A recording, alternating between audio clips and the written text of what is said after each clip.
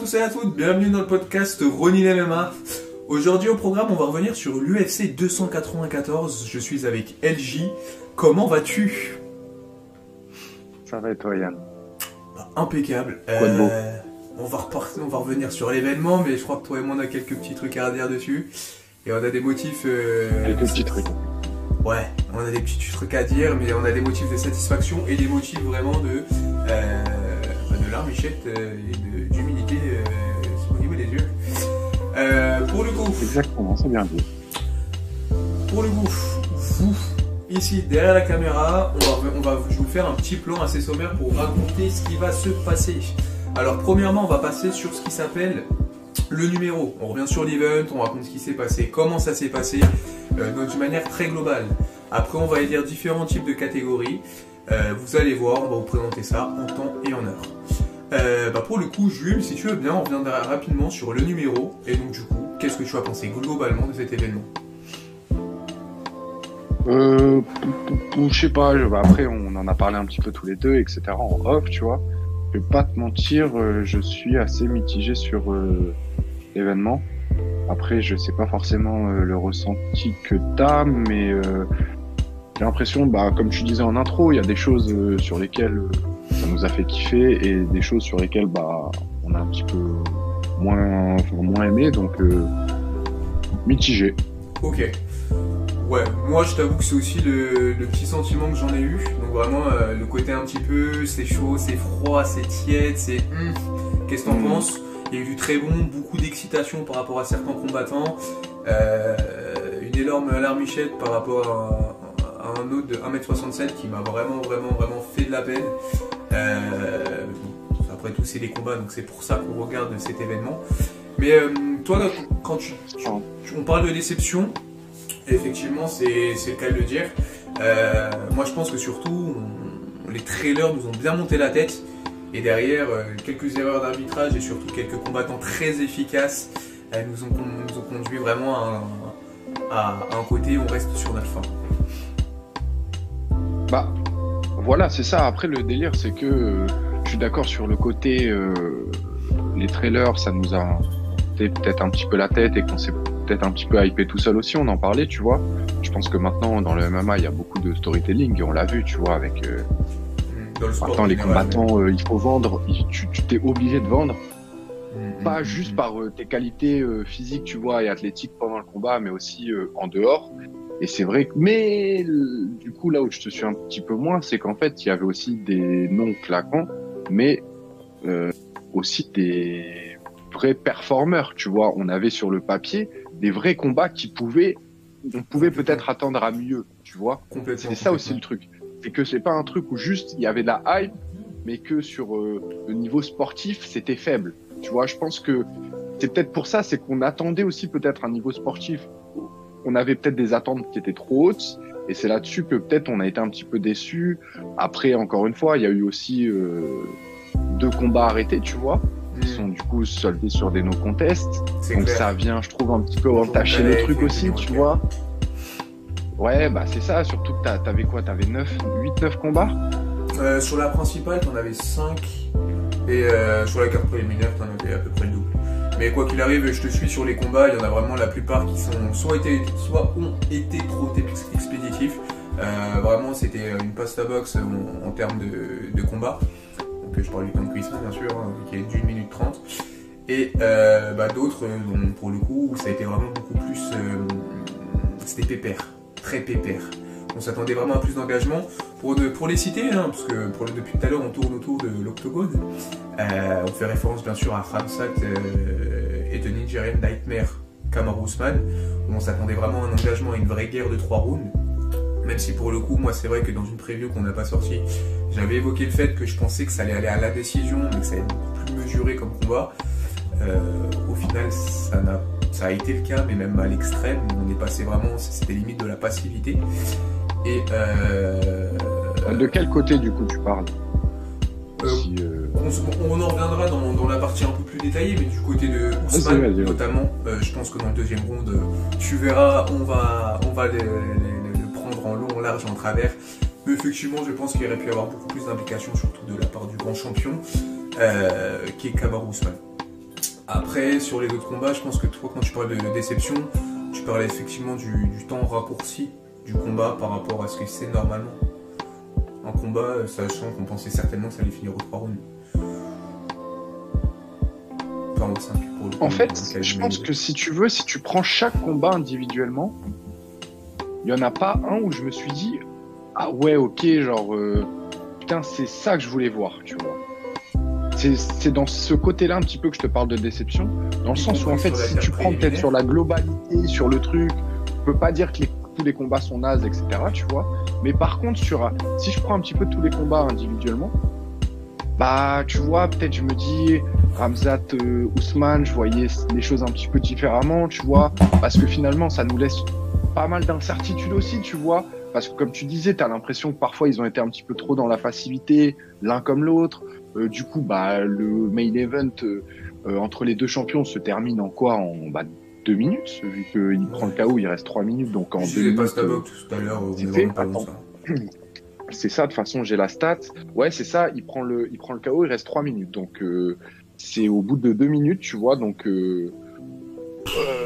au bout de 3 minutes de combat. Donc, bah voilà, tu vois, genre, sachant que, bah, du coup, dans le main event, le combat d'avant, Johnny Walker, il est annulé. Pareil, on comprend pas trop, il y a une petite embrouille avec les juges. Enfin, tu vois, tu sais pas trop. Il y a Dana White qui est obligé de venir sur l'octogone. Donc, je trouve que ça entache un petit peu tout le truc. Et du coup, plus t'as un autre combat, pareil, qui finit sur no contest pour un coup interdit. Donc, quand tu regardes, et puis même les combats qui ont été à la décision, etc., je trouve que, enfin, sur la main card, il y en a qu'un. En plus. Dans la totalité, ouais, après, sur la main card, il y en a qu'un seul. C'est le combat des voilà, il faut. Enfin, en tout cas, mais il y a aussi eu de choses, tu vois. De toute façon, on va revenir dessus, mais voilà, quand je regarde le truc, en fait, c'est ça, c'est vraiment mitigé. Il y a eu de bonnes choses, des trucs que j'attendais peut-être différemment, donc. Ok. Bah, sans plus tarder, nous allons passer dans le bangers. Là, normalement, je devrais faire une petite animation. Donc, le bangers, pour ceux qui nous regardent, qu'est-ce que c'est? Le banger, c'est tout simplement le combat qu'on a préféré de tout l'événement. Ça comprend la main card, mais aussi la préliminaire. Et vous allez voir qu'à ce niveau-là, on a trouvé notre compte. Jules, parle-moi de ton bangers pour ce soir. Ok, alors en vrai, j'hésite entre 2 combats. Ouais, prends celui, le premier qui te vient, je passerai au second. Je pense que de toute façon, elle est belle, étant donné que la carte était incroyablement spectaculaire. Les choix sont vraiment multiples. Non, je dirais que du coup, bah, si je devais en choisir un, bah, c'est le premier combat. Du coup. De la carte principale ou préliminaire? Non, en préliminaire, le premier combat de l'événement, tu vois. Désolé, mais. Ouais. Du coup, Sharam Magomedov contre Bruno Silva. Donc, du coup, pour remettre un petit peu dans le contexte, c'était son premier combat. Un combattant tchétchène, si je dis pas de bêtises. Ouais, Sharat Poutine, donc qui avait combattu au Japon, un petit peu à droite à gauche, et là qui venait de signer avec l'UFC. Ouais. Donc, alors pour ceux qui nous regardent, pour remettre un peu de contexte, effectivement, Sharat Poutine, c'était entre numéro 1 et numéro 5 combattant en Russie de MMA, donc avait performé dans beaucoup d'organisations locales. Dans sa catégorie ou Dans sa catégorie, tout à fait. Dans sa catégorie. T'as raison, c'est bien de le préciser. Non, mais ouais, parce que tu sais, je me suis dit, ça se trouve, pareil, ils ont un classement, tu sais comment ils appellent ça, la UFC, Fun for Fun, ouais, voilà, c'est ça. Mais non, voilà, du coup, là, ils l'ont matché contre Bruno Silva, donc brésilien de 34 ans, un petit peu d'expérience quand même. Le mec, il était en 23-9, du coup, avant le combat. Ouais, il a sa trentaine de combats. Bon, je vais spoiler tout de suite, hein, Sharat Poutine, je vais pas dire qu'il lui a roulé dessus, mais je l'ai jamais senti inquiété. J'ai pas mal, en fait, c'est sans que ça soit non plus un combat. Il prend des sacrés bastos quand même dans la match, je crois. Pas de là à être inquiété, mais on voit quand même que tu vois, Mendes, bien sûr. Même au deuxième round, tu sais, quand il est dessus, etc., tu sens qu'il est en contrôle, mais des fois il prend des frappes, mon pote. Je pense que tu les prends, tu vois, genre, quoi qu'il arrive, tu les sens passer. Tu la fais clochette. Ouais, c'est ça. Mais du coup, en fait, dans le sens pas inquiété, dans le sens où tu vois, genre, tu te sens jamais vraiment en galère ou dans ses retranchements, ou tu vois, genre, est toujours plus ou moins, il sait où ça va, tu vois. Et puis c'est surtout que j'ai senti du coup Bruno Silva plus un moment, tu vois, je pense que le premier round, ça va beaucoup en striking.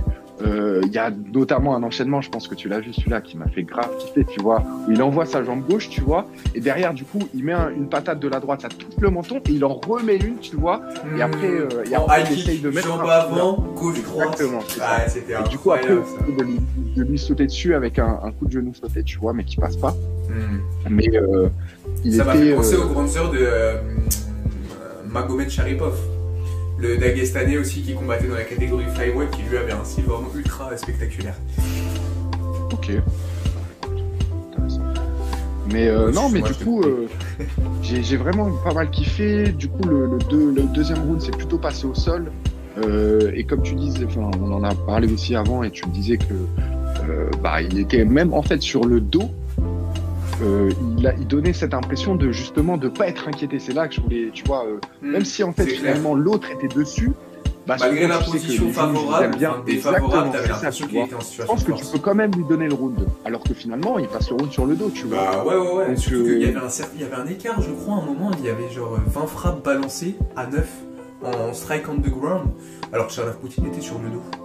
Donc c'est vrai que c'était assez significatif, malgré le fait qu'il n'ait pas l'avantage dans la position et qu'il soit dans une posture qui normalement te fait perdre des points. En fait, il était en train de marrer Bruno Silva. Ouais, c'est ça, exactement. C'est ça. Donc improbable, non mais note complètement. Et puis même à la fin, genre on en parlait, mais quand il lui met son c'est du football, c'est ça, ouais.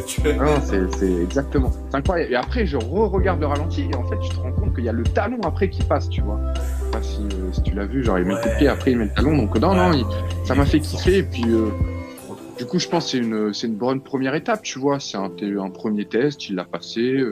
On va voir ce que ça va donner.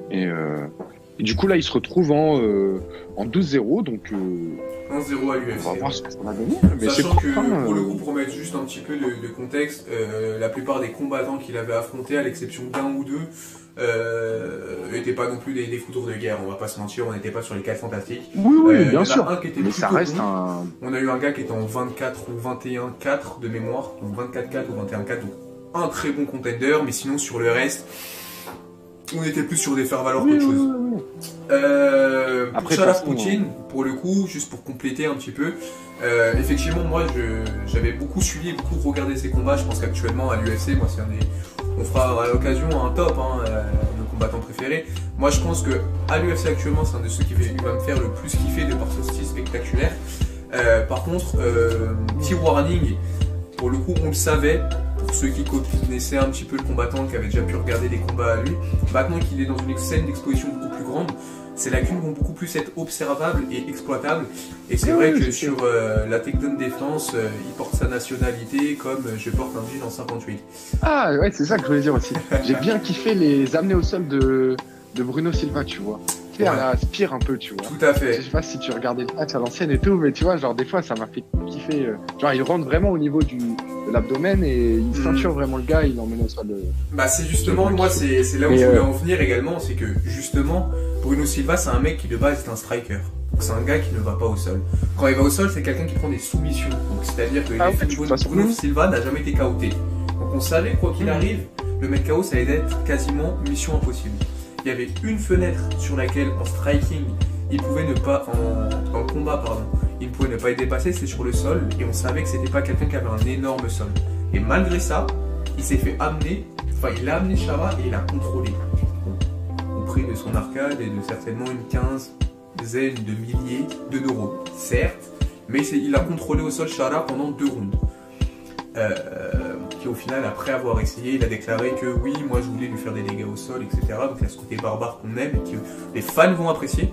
Par contre, effectivement, face à un lutteur plus expérimenté, un combattant qui va avoir la gestion du fight et l'expérience, je pense que c'est quelque chose qu'il doit surveiller parce que ça peut vite devenir très très très dangereux.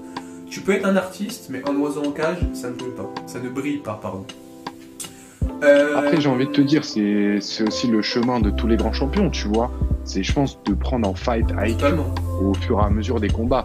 Et là, je pense que d'être justement dans l'UFC, c'est un énorme step. Il faudra forcément passer par là. Totalement, totalement. Mais du coup, tu nous as pas répondu. Et toi, c'est quoi ton combat préféré? Alors, moi, pour le coup, pas grillé la vraiment priorité. banger. Merci, monsieur l'agent, de rétablir les priorités. Moi, sur mon bangers, pour le coup, je pense que, en vrai de vrai, je vais plutôt partir sur Mokaev face à Team Elliott. Et bah, les gars, je suis Ouais, désolé, bah j'ai mais hésité vraiment, aussi avec la celui-là. main card, elle était vraiment. Non. La main card n'était pas au Décevant. niveau attendu. Ouais, franchement, Ouais, décevante. Donc, de ce fait, les seules petites chipsters qu'on a pu se mettre sous la dent, c'était en préliminaire. Donc, Mokaev, dont on reparlera certainement après. Moi, pour le coup, j'ai beaucoup aimé son combat. J'étais un peu inquiété sur les deux premiers rounds. Team Elliott l'a vraiment bien contrôlé. Il s'est fait amener au sol. Il a montré qu'il avait la technique nécessaire pour pouvoir, et surtout l'impact physique pour pouvoir lutter face à Mokaev. En plus, Team Elliott, il a poussé bizarrement. Il fait que des roll shoulders. Et franchement, il a défendu des takedowns, mon pote. C'était incroyable. Hein. Elliott ou Mokaev? Elliott. Elliott, ouais, Bah, très fort. on s'y attendait peut-être un petit peu plus, tu vois, mais. C'est vrai que son blaze, c'est Elliott, non. de défense de lutte et de takedown. Ouais, voilà, normalement. Mais c'est vrai qu'il bagage, m'a vraiment beaucoup surpris et j'ai vraiment apprécié le fait de le voir face à un profil de quelqu'un qui lui rentre dedans.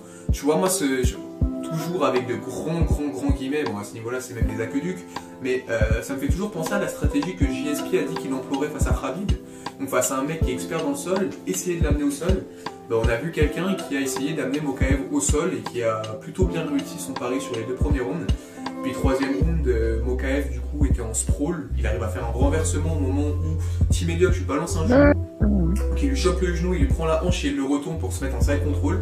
C'était magnifique et puis suite à ça, enchaînement en bras-tête. Donc Team Elliott, je pense que Mokaev suite à son horrible blessure, nous a bien rassuré avec un finish encore une fois au sol. Maintenant, on va passer du coup au. Est-ce que tu es d'accord pour, si tu permets, est-ce que tu es d'accord pour dire que c'est peut-être le combat le plus spectaculaire de la soirée? Non, il y a notre ami barbu avec la couleur un petit peu diabolique au XIIe siècle. Ouais, mais je me demande s'il n'est pas. Ouais, mais finalement, en plus, ça termine sur une finition et tout. Ça rentre en compte quand même hein, pour le spectacle. Bah, non oui. En plus, tu vois, parce après, que si on parle de même aussi spectacle, dans on va parler d'un GOAT qu'on a potentiellement été un autre. Hein. Oui. Ça. Mais du coup, vu que ça a duré moins longtemps, on y a moins cru, tu vois. Alors que là, t'arrives au troisième round, les deux peuvent encore gagner. Enfin, tu vois, c'est vrai que c'était les enjeux. Ah, par contre, sur l'enjeu, je suis complètement d'accord avec toi. Sur le côté spectaculaire, par contre, c'est difficile de faire plus que ce qu'a fait. Ouais, sur le côté un petit peu histoire du match et tout, c'était stylé. Mais ok, oui, je suis d'accord. Il y a quelques matchs quand même assez spectaculaires. Bon. Mais du coup, je te la laisse. La transition est toute trouvée, du coup. Maintenant qu'on a parlé un petit peu de finish, de combattants, d'enjeux, on va passer au Ronin. Donc le Ronin, qu'est-ce que c'est? Pour ceux qui nous regardent encore une fois, le Ronin, ça va être le combattant qui nous a fait le plus kiffer sur cette carte. Jules, LG, je te laisse la parole. Qui est ton Ronin?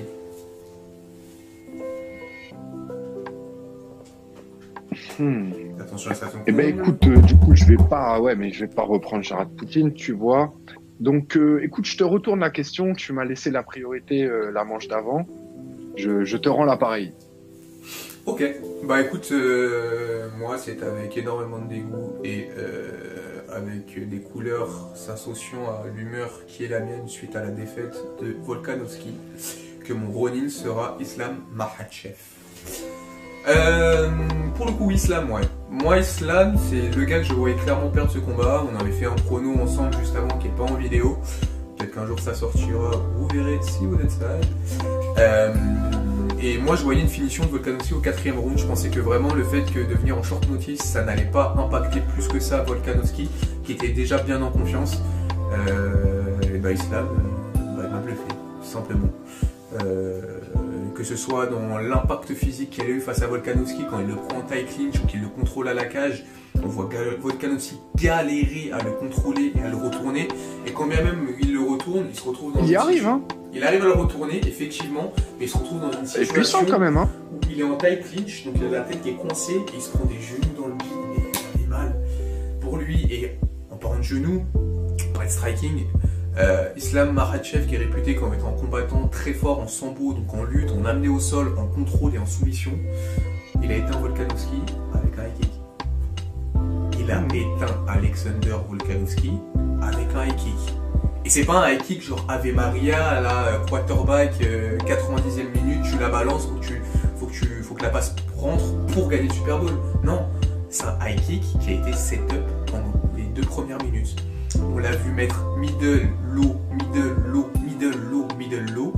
Alexander Volkanovski s'y attendait plus. Enfin, je pense que avec son expérience de combat, il savait que le high kick arrivait. Et moi, sur des previews, je t'ai toujours dit que pour moi, si un jour il prenait un KO, c'est sur un high kick parce qu'il était plus petit, donc beaucoup plus sensible à ce genre de menaces. D'ailleurs, je pensais que Rodriguez serait son bourreau, mais c'est un autre sujet.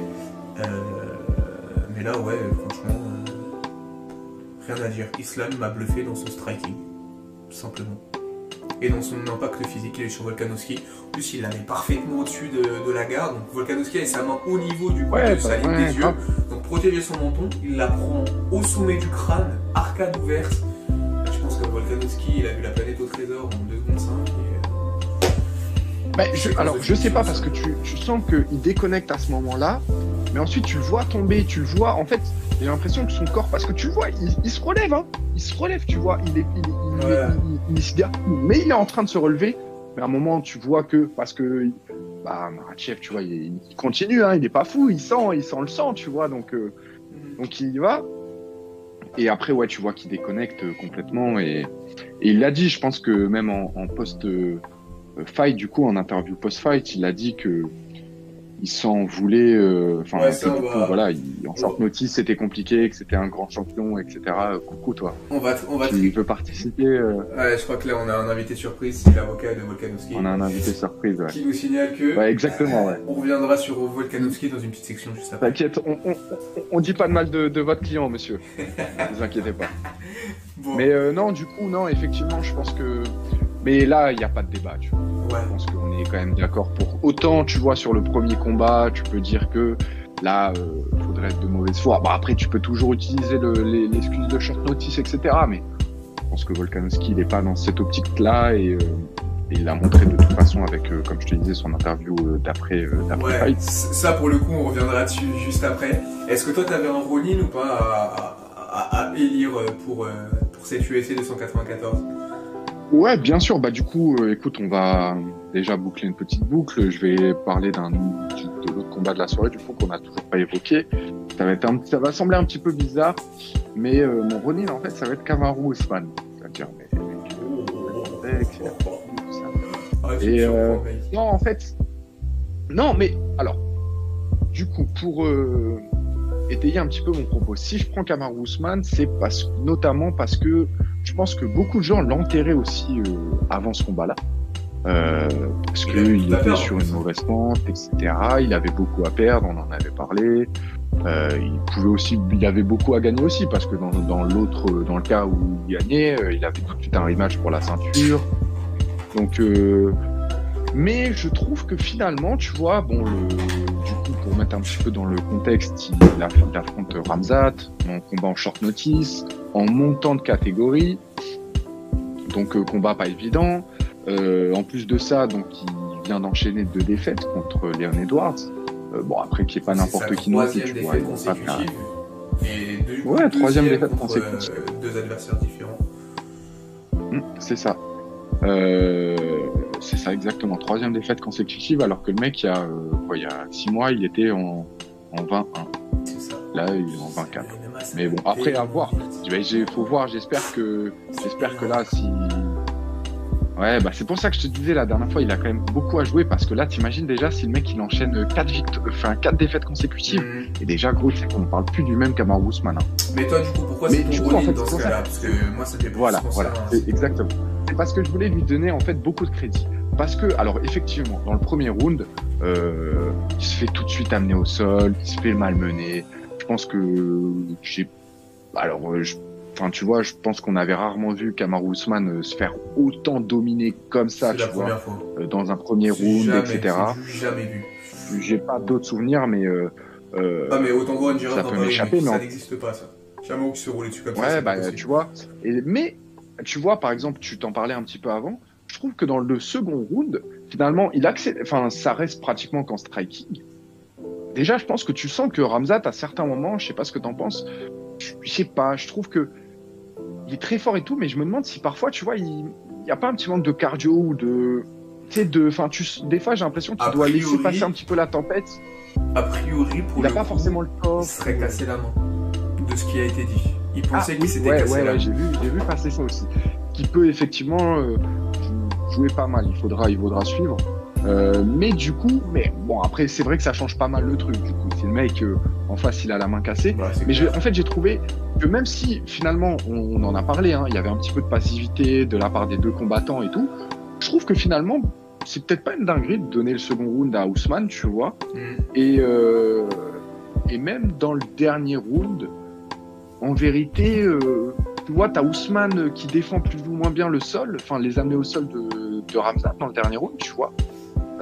Qui prend aussi, enfin qui arrive à placer aussi 2-3 coups, tu vois.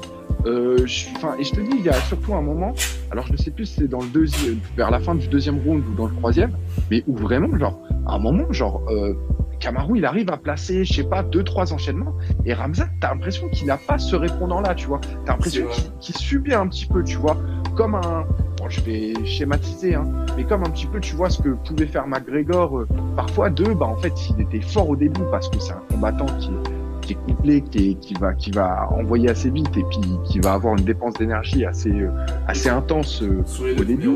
Mais parfois, du coup, en fait, je pense que quand tu as cette dépense d'énergie-là, tu es obligé d'avoir des petits moments de creux. Et le problème, c'est que en face, je me dis, si tu as un change, comme on a dit, peut-être que effectivement, si c'est vrai qu'il y avait déjà beaucoup de questionnements sur son cardio, sur Chimaev. Ouais, complètement. Moi, pour le coup, j'ai été très content pour lui que ce soit pas en 5 rounds, parce que pour moi, s'il prenait Ousmane sur 5 rounds, c'était fini. Voilà. Du coup, pour rebondir sur ce que je disais, si je veux donner mon Ronin à Kamaru Ousmane, c'est que dans un coin de ma tête, je me dis, mais ça se trouve là, si le match avait été en 5 rounds, peut-être que tu vois le champion, enfin le aurait été autre, tu vois. Et en fait, du coup, ce point d'interrogation là, c'était possible, tu vois. Moi, je me dis un peu la même chose, mais après, genre le petit, parce qu'il y a forcément une antithèse. Hein. La petite antithèse, je me dis que si ça avait été en 5 rounds, peut-être que Chimaev aurait géré son cardio différemment. Ou alors il aurait, comme d'habitude, à son habitude, foncé dans le tas, essayer de terminer au premier round. Et on a eu un 3 et 4e round avec les conditions qu'on a eu hier. Et tu vois, c'est pour ça que autant sur Volkanovski, Makhachev, même si le résultat, parce que on a nos goûts personnels, etc., il peut faire chier, au moins tu peux te dire, ok, il y en a un qui a montré sa supériorité par rapport à l'autre. J'ai pas ressenti ça non plus de fou avec Khamzat. J'ai regardé le combat hier, etc. J'étais dedans, j'étais pas forcément dans l'analyse et tout, mais j'ai re-regardé le combat là tout à l'heure. Et en fait, alors je sais pas, dis-moi ce que t'en penses, hein, mais je me dis que si Kamaru avait pris la victoire, il y aurait pu avoir des débats, j'entends, mais ça aurait pas été une dingue, un vol. Ouais, donc finalement c'est un combat qui laisse pas mal d'incertitudes finalement, tu vois, et un petit peu sur notre fin aussi. Du coup, c'est pour ça que je voulais. Excuse-moi, il y a un juge qui a noté 28-28, oui. Parce que selon les scores, t'as le premier round, certains le donnent à Chimaev en 18 ou en 19 en fonction. Mais il y a un juge qui a noté 28-28, donc il y a un juge qui n'a pas su départager les deux combattants. Tant le deuxième round était assez disputé, mais était mou.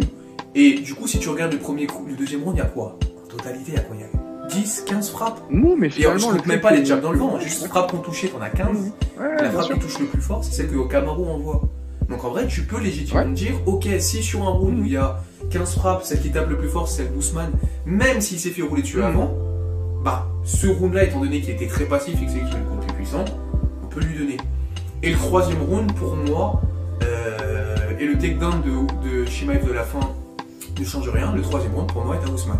Parce qu'il est beaucoup plus engageant et tu sens qu'il fait quand même clairement reculer Chimaev, ce qui d'ailleurs ouvre vraiment le pas sur le fait que potentiellement Chimaev est susceptible face à un très bon lutteur striker, et pour le coup, coucou Ikram Aliskirov, dont on n'a pas parlé, mais qu'il faudra vraiment mentionner à un moment. On aurait pu le nommer, d'ailleurs j'aurais dû le nommer pour mon Ronin, qui pour le coup, pour moi, est le profil parfait pour lui rouler dessus. S'il prend pas la foudre de l'uppercut comme ce qu'il a pris lors de leur affrontement au Brave, pour moi, il a le profil parfait, et Bo Nicole également, pour pouvoir, c'est-à-dire grosse patate, bonne défense de lutte. Ils ont le profil parfait pour pouvoir, s'ils ont cardio bien sûr, pour pouvoir vraiment être l'antithèse de Khamzat Chimaev et apporter des solutions. D'ailleurs, Israël Adesanya, potentiellement, s'il défend bien la lutte aussi, pourrait être dans ce registre-là. Et Dricus Duplessis, j'en parle même pas. Pour moi, Dricus peut rouler sur Chimaev s'il survit aux 2 premiers rounds, sachant qu'il a des connaissances en lutte. Pour le coup, on va enchaîner, parce que ça fait un petit moment déjà qu'on tourne. On va passer rapidement sur le samouraï. Donc samouraï, pour ceux qui nous regardent, c'est un peu le Momonosuke de One Piece.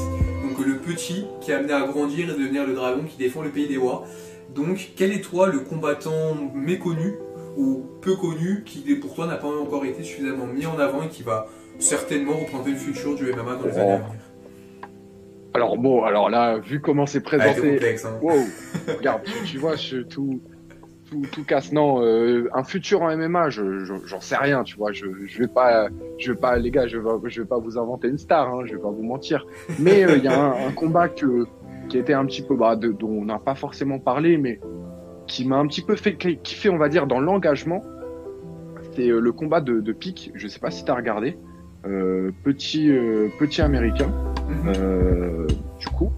Et en fait, j'ai pas mal kiffé la combativité en fait qu'il a amené. En fait, il a dominé pour moi les 3 rounds et ça a été le cas. Hein, ça a été jusqu'à la décision, mais décision unanime. Et en fait, même dans le 3e round, exactement, c'est ça.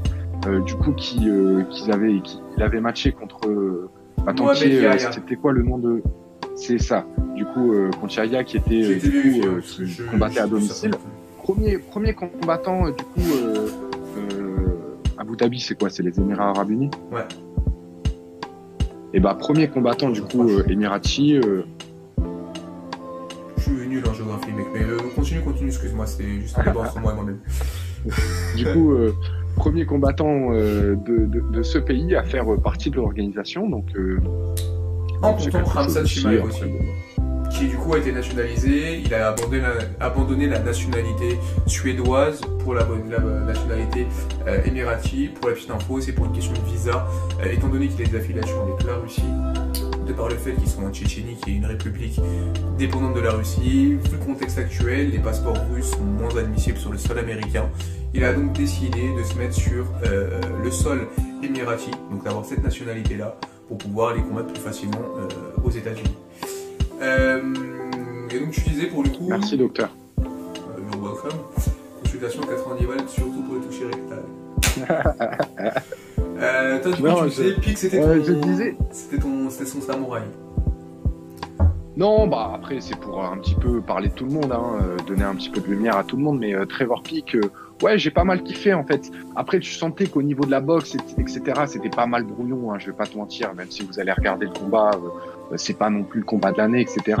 Mais en fait, ce que je te disais dans ce qu'il apporte en fait dans l'octogone, etc., c'est un petit peu cette énergie de jamais vraiment reculer, de toujours y aller, de toujours chercher le chaos. Il y avait l'engagement. Tu vois, en fait, ça c'est ça exactement, tu vois. Et même si le combat finalement il va à la décision, etc., il y a quand même des coups qui passent, donc c'est un peu, je vais pas dire c'est vrai que sur Lucas c'est une guerre, etc., mais il y avait de la place pour un petit nouveau émergent qui se donnait de pouvoir vraiment briller dessus. Ouais, c'est ça. Et puis après voilà, après pareil, pas mal athlétique, hein, petit mais assez sec, assez de bonnes épaules, etc. Donc non, on verra ce que ça donne, mais petit voilà, c'est mon petit kiff. Je dirais pas jusqu'à dire mon samouraï, mais c'est un samourette. Ouais. C'est mon samourette. Le samourette. Bientôt au rayon frais à côté du samouraï. Moi, et toi, du coup, le tien? Mon samouraï à moi, en fait, je vais tricher un petit peu. J'en ai 2/3. J'en ai 8.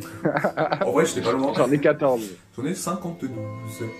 Non, moi j'en ai 3. Bon, on va passer très rapidement sur Nathaniel Wood. Moi, pour le coup, c'est vraiment un combattant que j'aime énormément.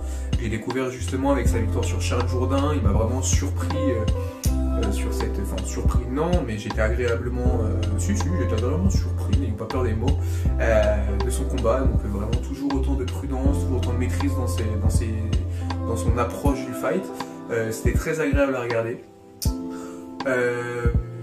Éloge fait, on va passer à Saïd Nurmagomedov, qui également, lui, pour le coup, pour moi, a démontré énormément de qualité. Il a fini donc son opponent au bout de 20 secondes, il me semble, avec un anaconda de mémoire.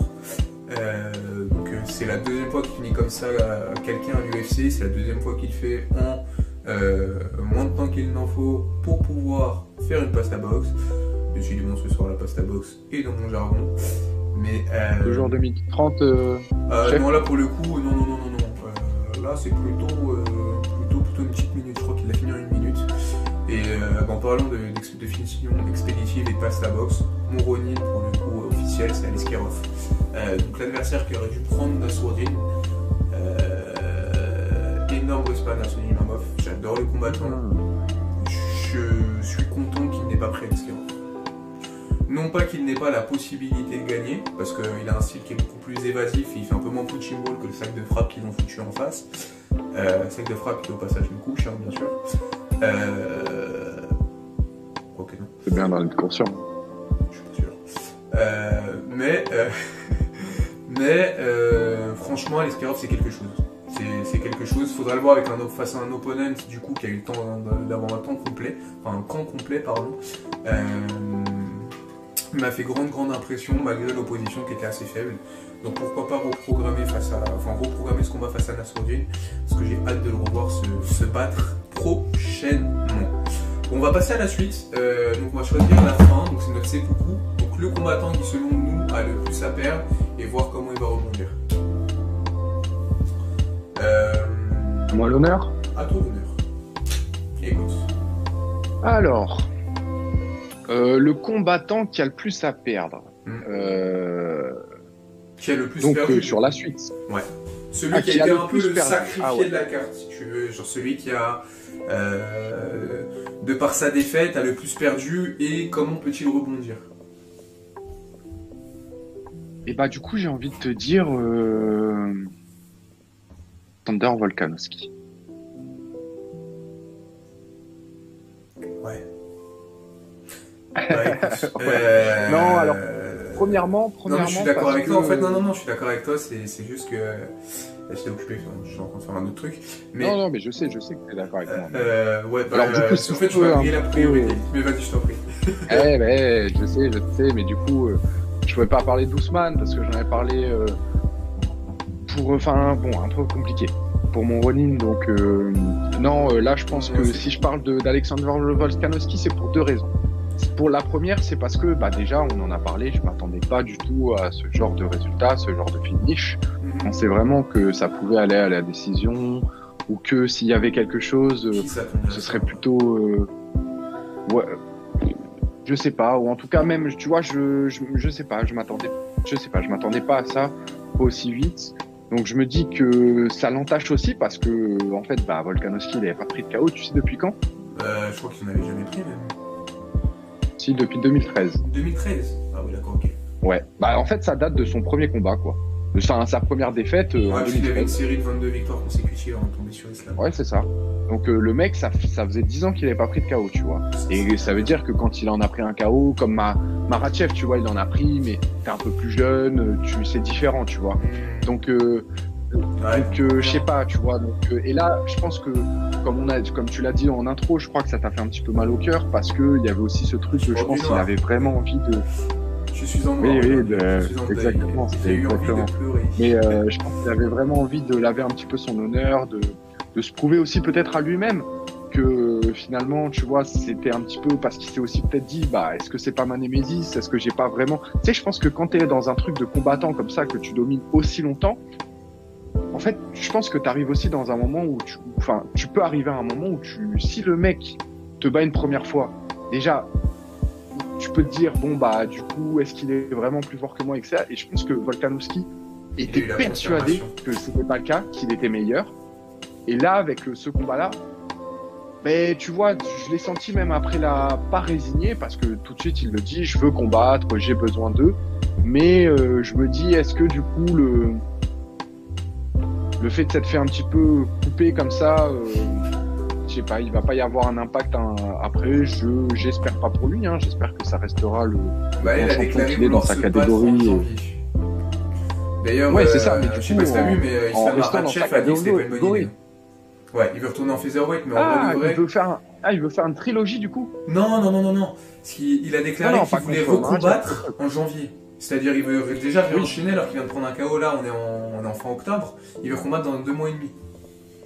Oui. Il a lié à moins Après, je pense que c'est un combattant justement qui a besoin. Et je pense que c'est un mec, frérot, il a toujours, voilà. c'est un sportif professionnel. Avant, il était rugbyman en Australie. Et après, il a enchaîné sur le MMA. Je pense que c'est un mec, tu sais, il est toujours là, tu vois. Là, tu l'appelles 10 jours avant. Ouais, mon pote, il nous manque un mec. Il faut que tu perdes 9 kilos en 10 jours. T'inquiète pas, c'est bon. Mais tu sais, Dana carrément, il me dit, mais attends, t'es sûr, mec, hein, Yeah, parce que man. sinon, j'ai d'autres gars à appeler. Non, c'est bon, t'inquiète. Tu vois ce que je veux dire? Donc, non, je pense qu'il avait vraiment un cœur d'eux, et voilà, en fait, c'est pas que je suis pessimiste pour la suite, c'est juste que je pense que c'est le combattant pour lequel je suis plus triste, tu vois. Bah, clairement. Moi, je sais. Et du coup, le tien, Bah, mon ami. pour le coup, moi, pour finir sur Volkanovski aussi, je pense que, tu vois, quand tu vois un gars comme Topuria qui pousse derrière et qui dit, ouais, Volkanovski, prends la ceinture, ramène-la, que je te botte le cul et que je prenne les deux, et qu'on voit que Volkanovski peut tomber, moi, ça m'inquiète encore davantage pour lui, parce que je me dis, s'il commence à avoir... Ah, c'est ça, c'est que tu perds en aura, quoi.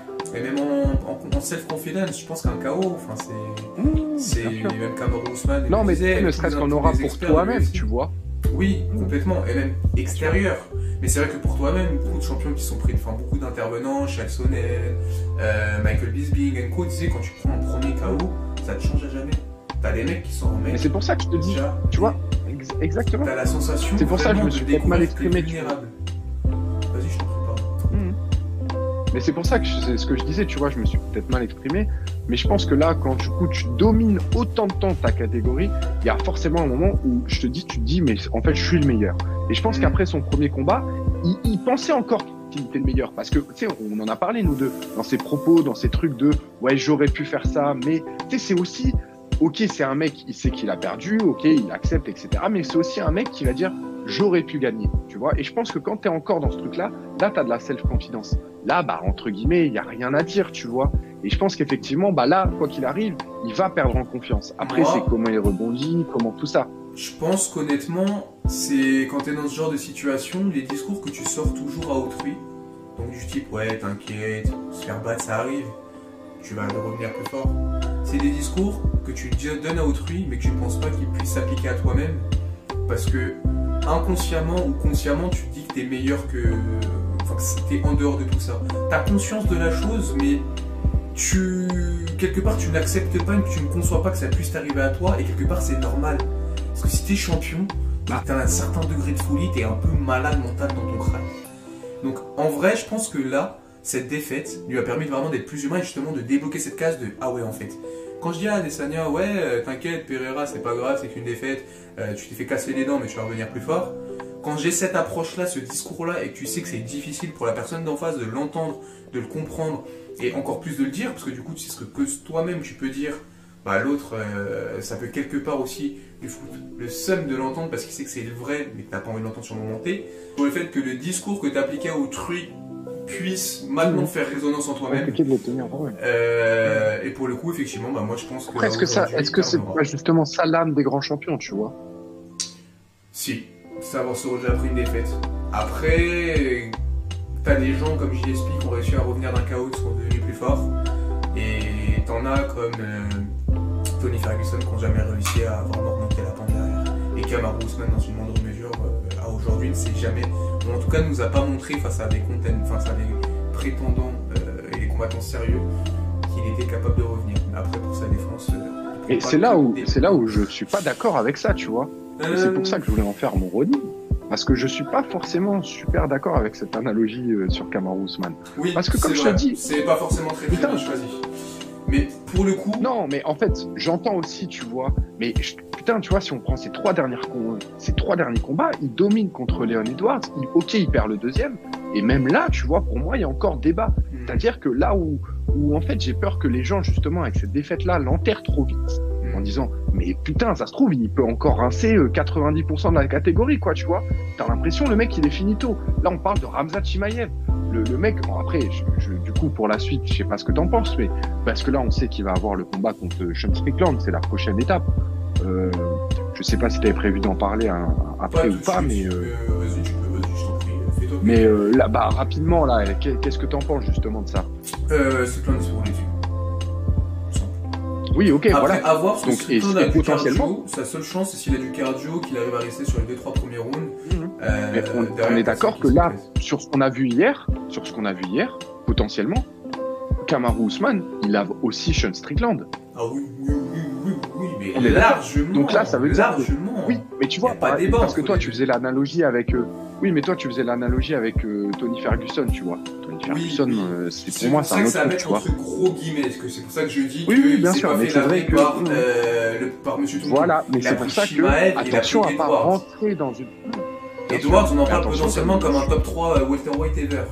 C'est ça. Et Chimaev, c'est top 3 terreur ever, potentiellement. Donc effectivement, après l'analogie était peut-être... Il y a du chemin, mais... Il y avait l'idée derrière, était celle-ci, mais effectivement, entre Ferguson mais je suis d'accord sur... Chez Kamaru Usman, il y a un World Trade Center d'écart. En parlant de World Trade Center, et donc, moi, mon petit seppuku, bah, je voulais prendre Volkanovski aussi, mais on a très bien... non, bah après, tu peux le reprendre aussi. Bah, on va essayer de faire. On va essayer de faire pour voilà, pour on a les le même. autres. On va essayer d'aller chercher les autres et de leur donner un peu de lumière dans leur défaite. En tout cas, à notre échelle, soit peut-être 12 vues. Moi, je vais aller chercher. Merci, les gars. Sympa la foi. On va essayer d'aller dans un autre côté. Non, moi, je vais aller chercher plutôt mes seppuku. Mon seppuku, ça va être Ankalaev. Ankalaev, pourquoi? Parce qu'Ankalaev, c'est la deuxième fois qu'il perd. Alors oui, pourquoi du coup? Alors, Ankalaev, c'est la deuxième fois qu'il prend un no contest. La dernière fois, c'était face à... Enfin, c'était un draw, un no contest, mais c'était face à Jan Blachowicz pour la ceinture light heavyweight, où il était censé gagner le titre, selon les dires de son adversaire, et il perd la ceinture. Et Sroulet se retrouve dans un no contest parce qu'il met un coup de genou dans la tête, et qu'un médecin, a priori, est beaucoup trop vert pour faire son travail. Après, on est d'accord, mais il met quand même un sale coup. Oui. Ça, c'est clair. C'est clair. Tu sais qu'en vrai, tu vois le coup au ralenti et tout. Waouh. Tu sais qu'en vrai, je pense que ça se trouve potentiellement. Un coup comme ça, tu peux tomber KO. Hein. Ah bah, toi et moi, on le prend. On a une période tu vois donc, ça, donc après, je suis d'accord. En fait, c'est pour ça on en reparlait, etc. Mais ok, Ankalaev. Ouais, après, oui, ok, pourquoi pas. Bah, pour le coup, ouais, parce que tu vois le contexte. En fait, c'est un mec, on en sur parlait. Sur le côté frustrant, un petit peu. C'est ça. C'est un mec, on en parlait il y a de ça. Pardon. On en parlait il y a de ça 2 ans. C'était un contender potentiel. Là, plus ça va. Comme un prospect, ouais. Plus je trouve que les cailloux dans la chaussure d'Ankalaev se multiplient et lui forment une ampoule. Et c'est pas normal. Parce que c'est un gars qui, il y a encore un combat, était potentiellement champion. Derrière, il s'est fait doubler par Jamal Hill et Glover Teixeira. Et là, maintenant, qu'est-ce qu'on fait dans Ankalaev? C'est-à-dire qu'on va le faire refaire se battre contre Walker. Et après, il se passe quoi? Tu vas le faire re-se-battre contre, je sais pas, le perdant de Pereira Prochaska? Tu peux pas continuer comme ça sur ces trucs-là à manquer de respect en Ankalaev. Enfin, là, on parle d'un gars qui potentiellement est le combattant le plus complet de la catégorie des light heavyweight. C'est un gars, c'est un monstre, c'est vraiment un monstre. Et là, alors, on est en train de le déconstruire. Ok, mais si t'es si fort que toi, applique-toi sur tes coups, mon pote. Oh, fais gaffe. Là, en plus, c'est en début de round. C'est un combat. T'as même pas l'excuse de vas-y. C'est un combat, mec. T'es dans le truc. Tu te dis, le mec, tu dois le défoncer. T'as sa tête qui passe. Tu dis, bah tiens, genou, pourquoi pas? Genre, c'est pas genre là, t'es. C'est dans le feu de l'action, c'est pas t'es posé devant ta télé, tu prends un couteau, tu dis tiens. On est d'accord. Si, tu et dans ce cas-là, après, il y a. Oui, mais mon pote, on est d'accord que le MMA, il y a des règles. C'est ce qui fait la beauté du sport.